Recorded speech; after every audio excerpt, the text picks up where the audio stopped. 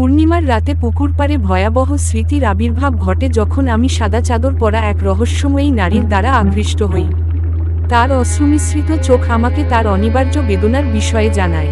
আমার বাধ্যতা এক অদ্ভুত আবহে বেঁধে ফেলে আমাকে পুনরায় পূর্ণিমার আলোয় ফিরে আসতে, যেখানে পূর্বের ভুল শুধরে আলোর রেখায় তার মুক্তি সম্ভব। বারবার সাড়া দেয় অমিত বেদনা আর অনুসন্ধানের আহ্বান। আমি প্রতিশ্রুতি দিয়ে ফিরে আসি। সন্ধ্যা নামতেই আবহাওয়া সাইবের হিমশীতলতায় ঠাসাঠাসি হতে শুরু করে। দেহের প্রতিটি কণায় অদ্ভুত শিহরণ, হৃদস্পন্দন বেড়ে যায় অবচেতনভাবে। আমি কি সত্যিই এক শান্তিপূর্ণ রাত কাটাতে পারব? মনেই প্রশ্ন ভাসতে থাকে। গাড়ির হর্ন গর্জন করে ফিসফিস করে বলে ওঠে, এসো এসো।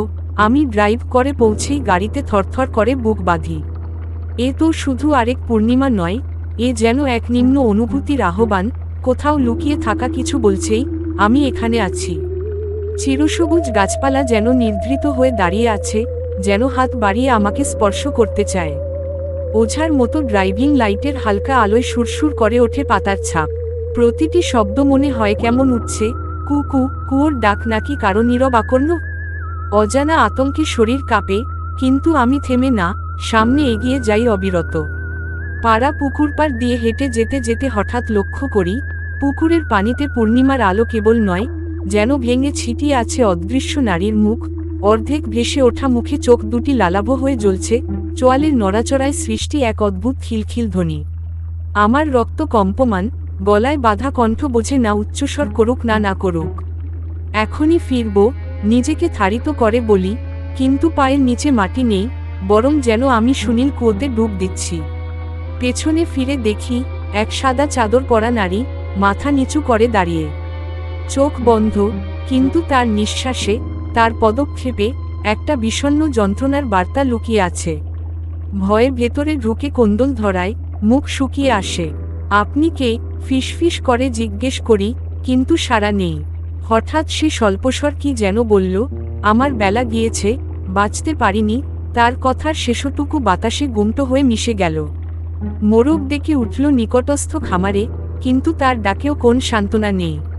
পিছে ফিরে তাকাচ্ছি, নারীর সাদা চাদরটি অচল, যেন টিকে আছে এক অদম্য বিষাদের নিদর্শনে। কণ্ঠকণ্ঠে এক অপার্থিব কাঁপুনি ছড়িয়ে পড়তে শুরু করেছে। আমি গলার স্বর মেলেই বলি, আরে, ভয় পেও না, আমাকে বল কি ভুল করেছিলে? কিন্তু নীরবতা দুষ্কৃতকারীর মতো আছাড়ে জ্ঞান। হঠাৎ সে হাত তুলল, আঙুলের ডগায় নীরব নির্দেশ, সে শেষ বেলা, পূর্ণিমার রাত। সেই মুহূর্তে আমার মস্তিষ্কে ভেসে উঠল ছায়াচ্ছায়িত স্মৃতি, ঋতুর শেষে কাটা বিনের শাড়ি, সেই জলমগ্ন সৌন্দর্য, আর আমি দাঁড়িয়েছিলাম সেখানেই, অবচেতনাবশত আমি পেয়েছি। সেই রাতে তুমি তার মৃত্যু দেখলে না, নারীর বার্তা যেন প্রবল অভিশাপ। না, আমি চিৎকার দিয়ে বলি, আমি তো ঘুমিয়েছিলাম। তার চোখের এক কোণে অশ্রু, ঘুম নয়, তোমার দৃষ্টিই খেলা করেছিল আমার সঙ্গে। হঠাৎ পূর্ণিমার আলো ঝলসে ওঠে, চারপাশের অন্ধকার ছিন্নভিন্ন করে ফেলে। গাছের ছায়া থেকে বেরিয়ে এলো অসংখ্য সিলুয়েট, পৃথিবীতে অমিল অনেক আত্মা, যারা পূর্ণিমার রাতে আসে মিশ্রিত হতে জীবিতদের যন্ত্রণার সঙ্গে। আমি দৌড়ে পালাতে চাই, কিন্তু পা আটকে যায়। চারপাশের আত্মারা আমার দিকে এগিয়ে আসে, বিষাদাচ্ছন্ন চোখে, নিঃশ্বাসের ফিসফিসানি অনুভব হয় কানে, আজ রাত যেন চিরাঙ্গীন। আমি রক্তপালিত ঠোঁটে শোনাই, আলোর মাঝেই ভয় কেন? হঠাৎ নারীর মুখে এক ঝলক আসা, ভোরের পর পূর্ণিমা হয় না আবার পূর্ণিমা, আলো নেমে আসে আধারে। সে বলল, অন্তত আমাকে মুক্তি দাও। আমার চেতনা দ্বন্দ্বে পড়ল, কিন্তু মুক্তি মানে? তার চিৎকার আমার অন্তর স্পর্শ করল। তুমি বলো কোথায় ভুল করেছিলাম, আমি মিনতি করি। তার চোখের ধারা আমাকে ড্রাইভারে ফিরে নিয়ে গেল। সেই রাতে আমি অচেতন হয়ে গিয়েছিলাম এবং পুকুরের পাশে একজনকে উদ্ধার করার চেষ্টা করছিলাম।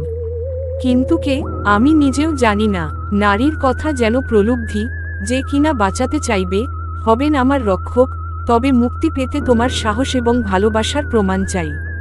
রাত শ্যামলাশ্চর, মেঘেরা মৃদু গুঞ্জন তুলে ফিসফিস করে বলল, আস্তে আস্তে নিঃশব্দ হয়ে যাও।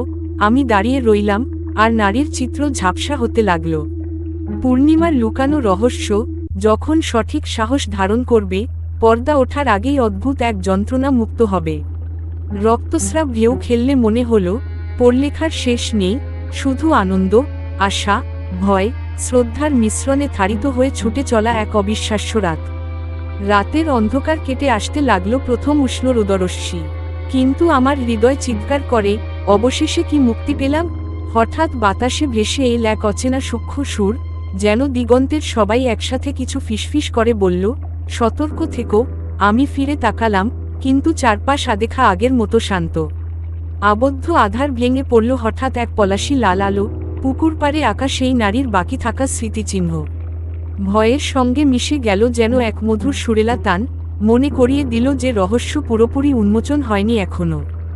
গাড়ির দিকে হাঁটতে হাঁটতে প্রতিটি ধাপ যেন ভারী হয়ে এল। শত জ্বলন্ত স্মৃতি কানে ফিসফিস করে, পাওনা ঋণ দাও, বেদনায় মুক্তি দাও। আমার মন প্রলুব্ধিত হতে লাগলো ফের ফিরে তাকাতে, কিন্তু আমি দৃঢ় হই, আমার সঙ্গে আরও একটি যাত্রা বাকি। ড্রাইভ শুরুতেই দেখতে পাই, রাস্তার দুই পাশে গাছেরা যেন গভীর ঢেউ তুলেছে, আলো পড়ে উঠে ম্লান হয়, আবার জ্বলজ্বল করে। সে রাত শেষ হয়নি, মনে মনে বলি, আমি অবশ্যই ফিরে যাব সেই শেষ চিত্রের সামনে। পরের পূর্ণিমার আগমনেই আমি ফিরলাম সেই পুকুর পাড়ে। মাঠ ফাঁকা, পুকুর খামোখা শান্ত, কেউ নেই। আমি দাঁড়িয়ে থাকি নিঃশব্দে, নিজের পরিচয়ও ভুলে যাই। সেই নারীর নাম, তার গল্প, সবকিছু হারিয়ে যেতে বসেছে। হঠাৎ মিটমিট করে জ্বলতে শুরু করে আমার মুঠোফোনের ফ্ল্যাশ লাইট। একটি অচেনা নম্বর থেকে এসএমএস, শেষ দফা পূর্ণিমাতে ফিরে এসো। দেবতার অনুগ্রহ ছাড়াও এরপরে আর কেউ মুক্তি নেই। কাঁপতে থাকা হাত ফোন ছুঁয়ে ফেলতেই বার্তা মুছে গেল, ঠিক তাড়াতাড়ি গলিয়ে দেওয়া মোমের মতো, অমিল স্মৃতির মতো ভেসে উঠল মনের অতলে। এসব জিজ্ঞাসায় বিভ্রান্ত, আমি সেই রাতে আবার অনিশ্চয়তার মাঝে প্রবেশ করলাম।